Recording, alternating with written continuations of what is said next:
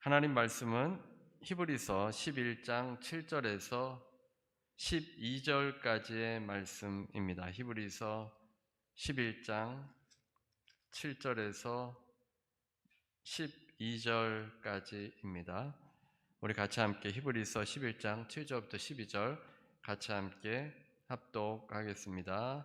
믿음으로 노아는 아직 보이지 않는 일에 경고하심을 받아 경외함으로 방주를 준비하여 그 집을 구원하였으니 이로 말미암아 세상을 정죄하고 믿음을 따르는 의의 상속자가 되었느니라.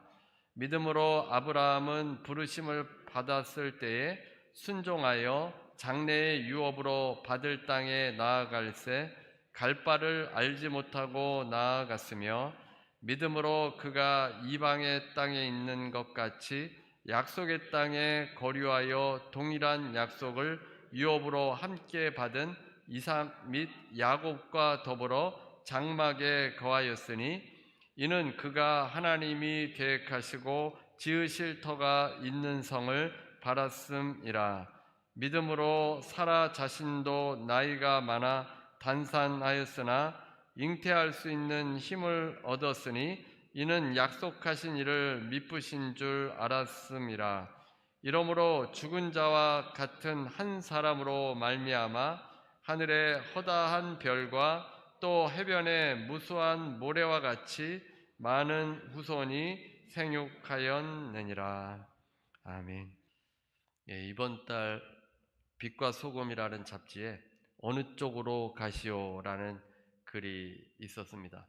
류성열 작가이자 목사가 쓴 글인데 여러 해 전에 방영된 명작 드라마로 미스터 선샤인이라는 드라마가 있었습니다. 아마 보신 분도 계실 텐데 몰락해 가는 조선에서 노비로 태어나서 억울하게 부모를 잃고 미국으로 밀항한 주인공이 유진 초이라는 사람인데 갖은 고난을 이겨낸 끝에 미국 장교이자 공사관 신분을 얻어서 조선으로 돌아옵니다. 이후 그는 제 부모를 죽인 조선의 피가 흐르는 몸뚱아리와 서구 열강 미군 장교라는 신분 사이에서 어떤 선택을 해야 할지 갈등합니다. 이 드라마에서는 끊임없이 걷는 방향에 대해서 말합니다.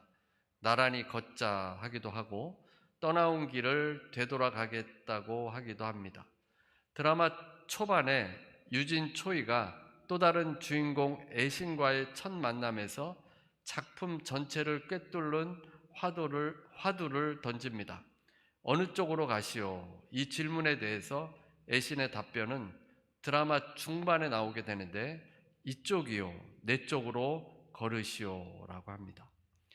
이 류 작가는 살아가다라는 말은 살다라는 동사에 가지친 다른 표현들 중 가장 능동적인 표현이라고 합니다.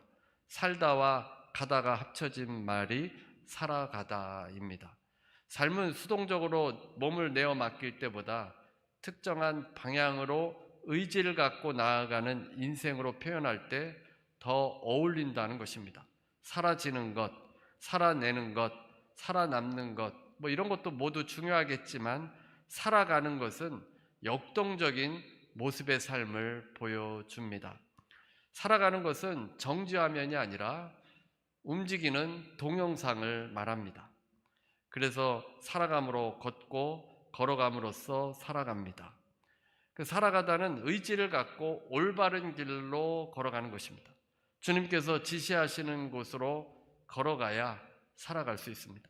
이쪽으로 오시오, 내 쪽으로 걸으시오 라는 말에 응한 유진 초이처럼 내 십자가를 지고 나를 따르라. 주님께서 그 길로 초청을 하셨는데 그 길이 믿음의 길입니다. 포기하지 말고 살아가라는 것입니다. 믿음의 길로 걷다가 보면 어느새 약속의 땅에 이르게 됩니다. 오늘 본문 히브리서 11장 7절에서 12절까지인데 먼저 노아가 등장합니다. 7절 말씀입니다. 오늘 본문 7절 말씀. 믿음으로 노아는 아직 보이지 않는 일에 경고하심을 받아 경외함으로 방주를 준비하여 그 집을 구원하였으니 이로 말미암아 세상을 정죄하고 믿음을 따르는 의의 상속자가 되었느니라. 노아는 아마 교회 다니시는 분들은 대부분 다 들어보셨을 겁니다. 장차 이제 홍수의 심판이 다가오게 되어서 노아를 준비하셨습니다. 이제 홍수가 쏟아지게 되는데 방주를 지어야 합니다. 큰 배를 지어야만 거기에 들어가서 홍수를 피할 수 있습니다. 이 경고를 노아가 하나님으로부터 듣게 된 것입니다. 사람들에게 말해도 사람들은 믿지 않았습니다. 그저 자신들의 하는 일에 바빴을 뿐입니다. 세상이 악해졌고 죄악이 가득해서 폭력이 난무했습니다. 사람들이 계획하는 모든 것이 악했다고 했습니다. 선함이 없고 악한 사람들 뿐이었습니다. 그래서 하나님께서 심판하시게 되었습니다. 노아는 경고를 받았다고 했는데 하늘로부터 계시하는 것을 나타내는 동사입니다. 하나님께서 노아에게 말씀해 준 것입니다. 아직 일어나지 않았지만 이제 일어나게 된다는 미래의 일을 하나님께서 노아에게 말씀해 주신 것입니다. 그런데 본문에 보면 아직 보이지 않는 일에 경고하심을 받아라고 했습니다. 아직 보이지 않는 일입니다. 비가 많이 왔다면 노아도 정말 이제 심판이 오려나 보다 생각할 것입니다. 자주 비가 내려서 집이 떠내려가고 사람들이 또 떠내려가는 그런 상황이라면 이제 정말 홍수의 심판이 오려나 보다 이렇게 믿지 않겠습니까? 노아도 빨리 배를 지어야겠다 생각할 것입니다. 그러나 이 노아의 홍수가 오기 전에 비가 한 번도 내리지 않았습니다. 어제 볼티모어에도 좀 비가 내렸는데 노아 때는 지금과 같지 않았다는 것입니다. 그 당시에는 비 대신에 안개나 지하수가 지면을 적시는 방식이었습니다. 창세기 7장 11절에 보면 노아가 600세 되던 해 둘째 달 곧 그 달 열이 낸 날이라 그날에 큰 기품의 샘들이 터지고 하늘의 창문들이 열려라고 되어 있습니다. 노아의 홍수 때 창들이 열려서 그 이전에는 비가 없었는데 그때부터 비가 내리게 된 것입니다. 그 이전에는 비가 내리지 않았습니다. 노아도 비가 오지도 않는 그런 상황에서 배를 지어야 하는 것이 참 힘들었을 겁니다. 사람들은 노아가 나이가 들어서 치매가 걸렸는지 그렇게 생각할 수도 있었을 겁니다. 노아는 아직 보이지 않는 일에 아무 징조도 없는데 방주를 짓게 된 것입니다. 비도 오지 않는데 배를 짓고 있는 겁니다. 이것이 노아의 믿음입니다. 보이지 않는데 하나님 말씀 믿고 따르는 것이 믿음입니다. 눈앞에는 전혀 이루어질 것 같지 않은데 하늘을 바라보면 하늘이 맑기만 합니다. 비가 하늘에서 물이 떨어질 것 같은 도저히 떨어질 것 같지 않은 그런 모습인데 믿을 때 그것을 믿는 것이 곧 노아의 믿음이라는 겁니다. 그 당시 사람들도 사실 상당히 바빴던 것 같습니다. 마태복음 24장 38절에서 그 상황을 묘사해 주고 있는데 홍수 전에 노아가 방주에 들어가던 날까지 사람들이 먹고 마시고 장가들고 시집가고 있으면서 그 시대 사람들도 바빴습니다. 먹고 마시고 장가들고 시집가고 여러 가지 당장 눈에 보이는 일들에 집중한 사람들이었고 보이지 않는 하나님의 말씀에는 관심이 없었습니다. 마지막 때도 이와 같습니다. 사람들은 눈에 보이는 일에만 집중하고 그 일을 해결하는 데만 급급합니다. 노아는 보이지 않는 일에 준비하여 그 집을 구원하였습니다. 방주 안에 들어간 가족들은 다 살게 되었습니다. 그 당시 사람들은 다 심판을 받았고 노아는 의의 상속자가 되어서 믿음의 인류가 다시 시작이 되었습니다. 노아의 믿음은 보이지 않는 일에 준비하는 일이었습니다. 말씀에 순종하며 보이지 않는 일에 순종하는 것, 그것이 믿음입니다. 징조가 보이지 않아도 믿는 것이 믿음이라는 것입니다. 그 다음에 두 번째는 아브라함이 나옵니다. 8절입니다. 오늘 본문 8절. 믿음으로 아브라함은 부르심을 받을 때에 순종하여 장래의 유업으로 받을 땅에 나아갈새 갈 바를 알지 못하고 나아갔으며, 아브라함은 믿음의 조상입니다. 처음에 인류가 모여 살다가 악을 행하고 노아의 이제 홍수가 나서 그때 노아의 가족으로부터 다시 인류가 시작되는데, 그러다가 창세기 11장에 다시 인류는 하나님을 대적하고 11장에서 바벨탑을 쌓게 됩니다. 그래서 하나님께서 이제 창세기 12장에서 아브라함을 택해서 구속사를 써 내려가십니다. 인류를 구원하기 위해서 하나님의 백성들을 택하고 그들을 통해서 하나님을 모르는 열방들이 하나님께로 나아오게 하기 위함이었습니다. 그래서 이스라엘의 조상은 아브라함인데 우리의 믿음의 조상도 아브라함입니다. 아브라함이 하나님께 부름을 받았는데 순종해서 그 부름을 따라갔습니다. 아브라함의 나이가 75세였습니다. 그동안 잘 살던 곳을 떠나서 어디로 가는지 모르고 떠나야 했습니다. 유업으로 받을 땅은 아브라함이 계속 살고 있던 갈대아 우르가 아니라 이제 하나님께서 지시하시는 땅으로 가야 합니다. 처음부터 하나님께서 알려주신 것이 아니라 그냥 지시하시는 땅으로 가야 합니다. 그래서 본문에는 갈 바를 알지 못하고 나아갔으며 어디로 가는지 모르고 그냥 막연히 나아간 것입니다. 지금처럼 지도책을 주면서 이 땅으로 가라 이렇게 하신 것이 아니었다는 겁니다. 목적지를 알면 경로가 정해지지 않습니까? 좀 안전한 길로 편안하게 잘 갈 수 있는 길을 짜서 그 길로 갈 텐데 목적지를 알려주지 않으셨습니다. 어떻게 보면 GPS에 가까울 겁니다. 우리가 운전할 때 이 GPS가 이리 가라 저리 가라 하면 가지 않습니까? Turn right, turn left 이렇게 따라가면 이제 어느덧 목적지에 도착하는데 아브라함은 어디로 가야 하는지 모르고 그 길을 걸어갔던 것입니다. 하나님의 음성에 귀 기울이면서 여행을 했습니다. 하나님께서는 한치의 오차도 없이 아브라함과 그 일행들을 약속의 땅 가나안 땅으로 정확하게 인도해 주셨습니다. 아브라함의 믿음 역시 보이지 않는 길, 지도가 없는 길, 안전이 확보되지 않은 길을 믿음으로 그 길을 걸어간 것입니다.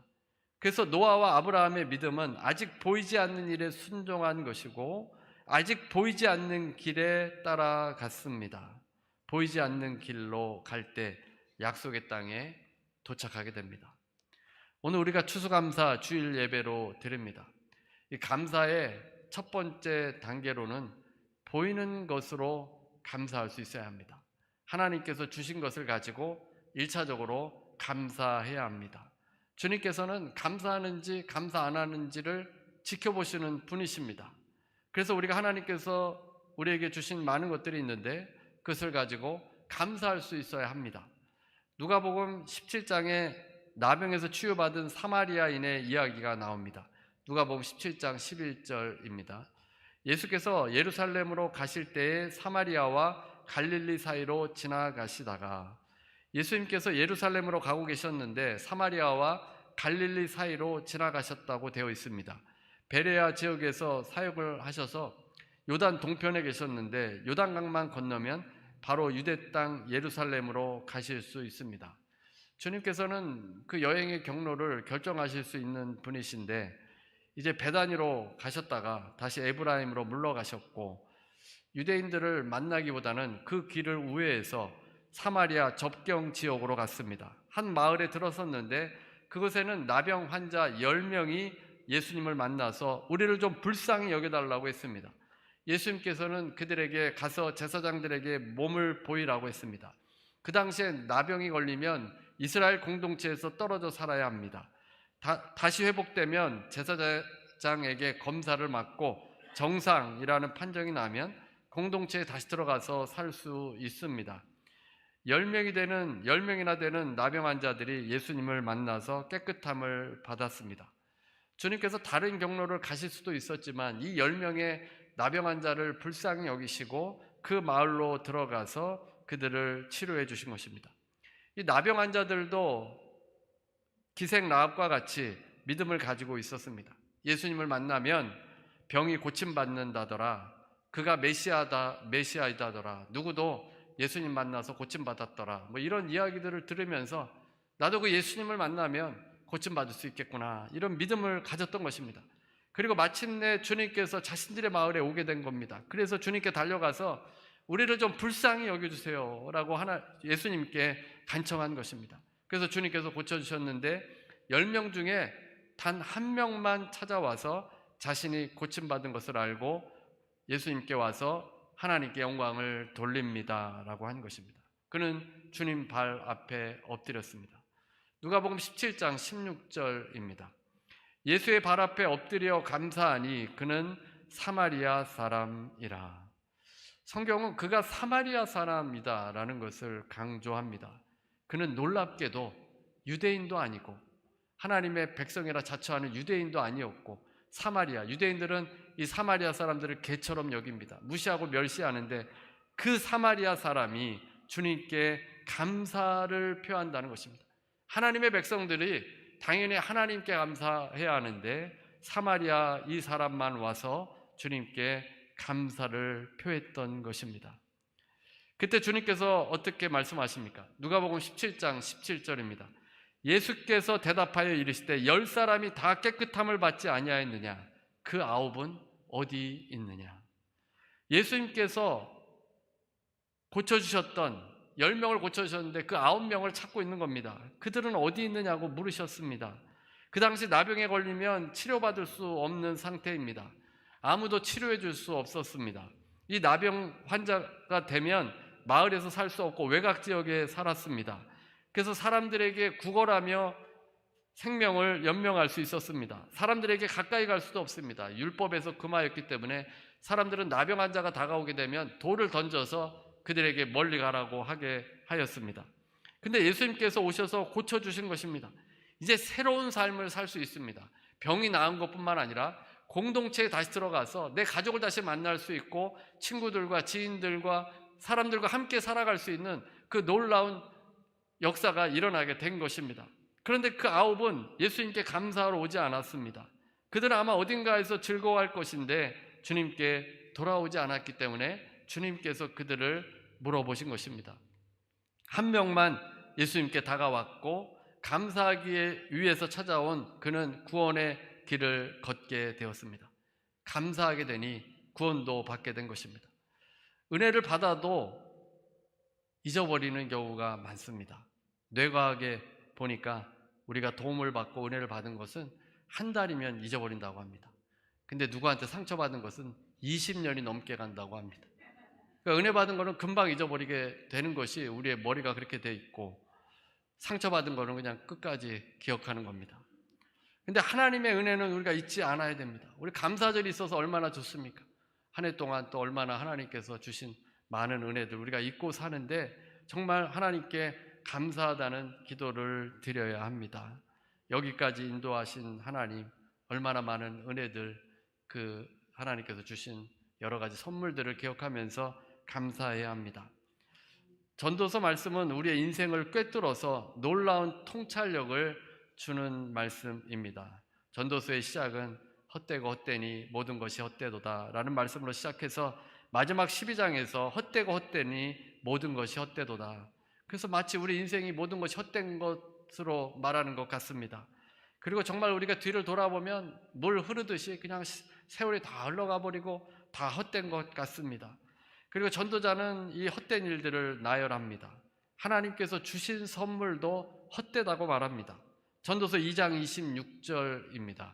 하나님은 그가 기뻐하시는 자에게 지혜와 지식과 희락을 주시나 죄인에게는 노고를 주시고 그가 모아 쌓게 하사 하나님을 기뻐하는 자에게 그가 주게 하시지만 이것도 헛되어 바람을 잡는 것이로다.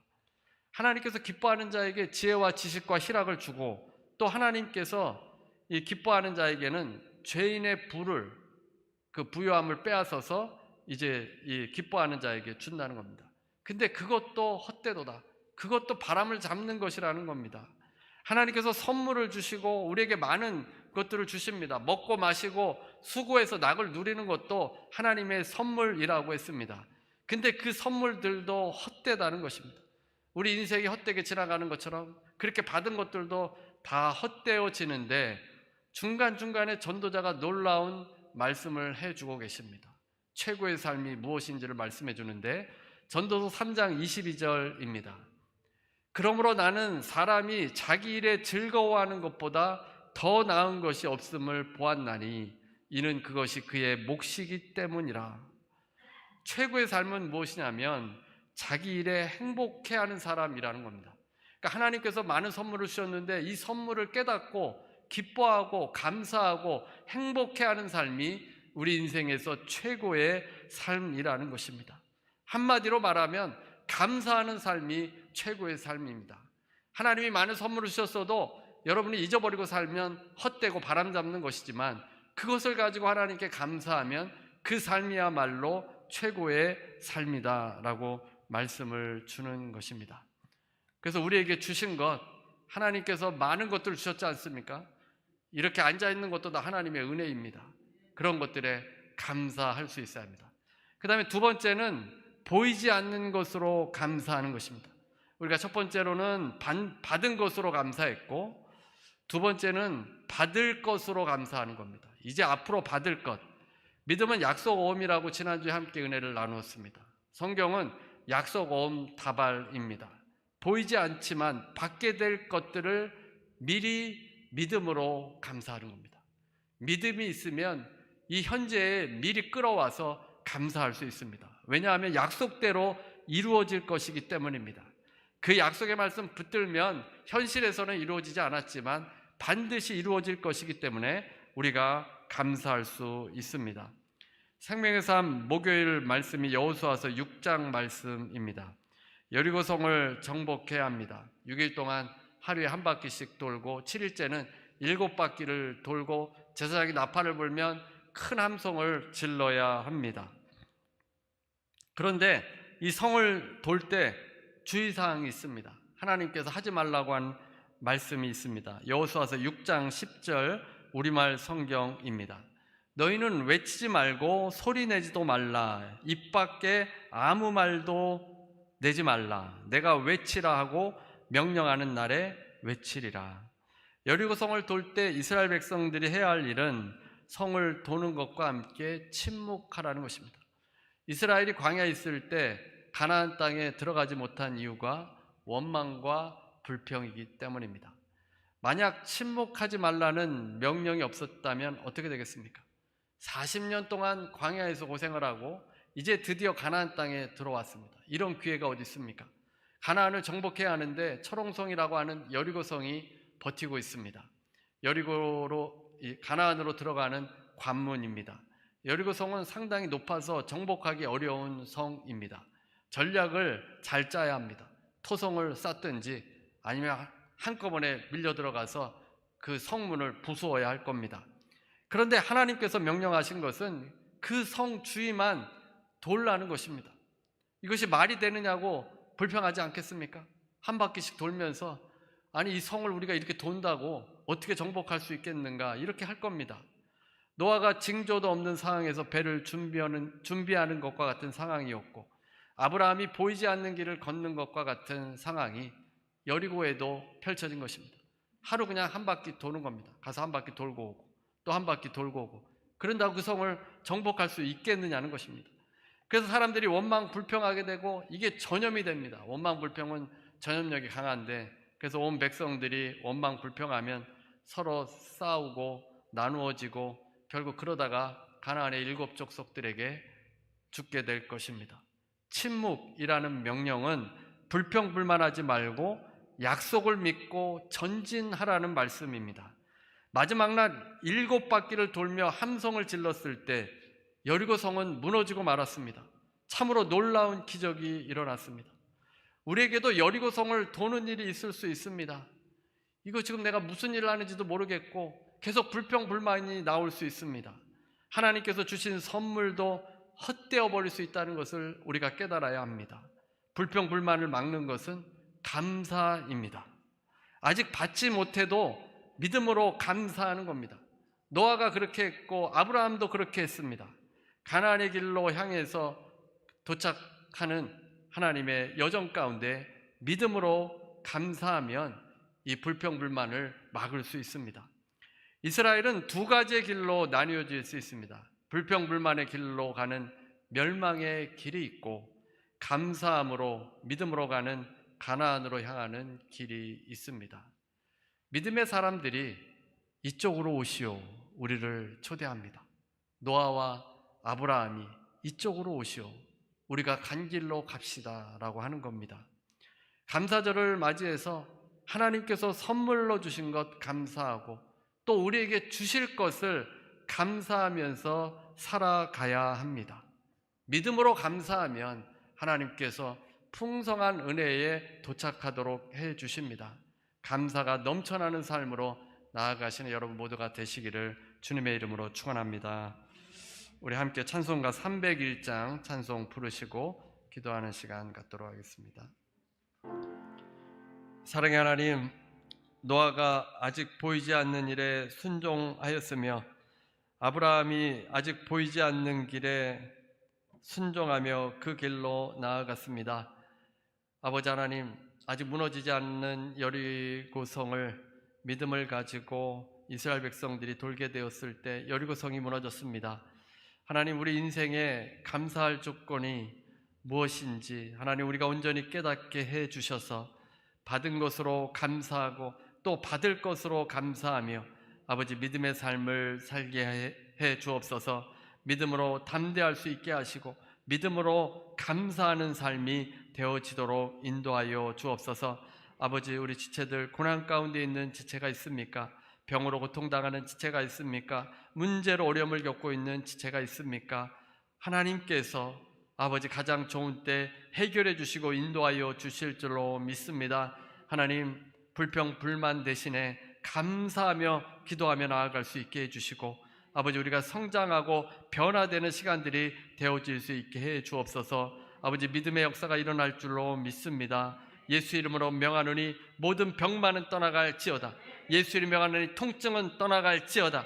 예수 이름 명하노니 머리부터 발끝까지 강건해질지어다.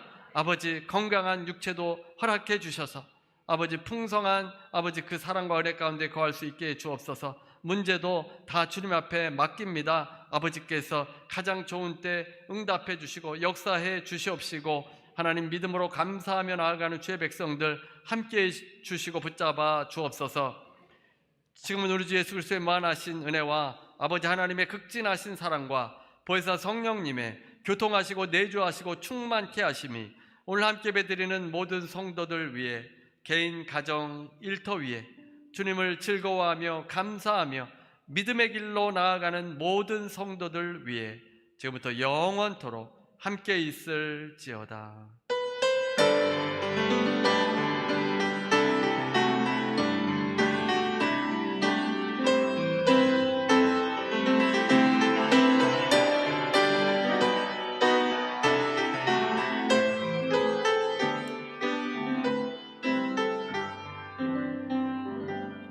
하나님께 감사의 박수 드리시죠.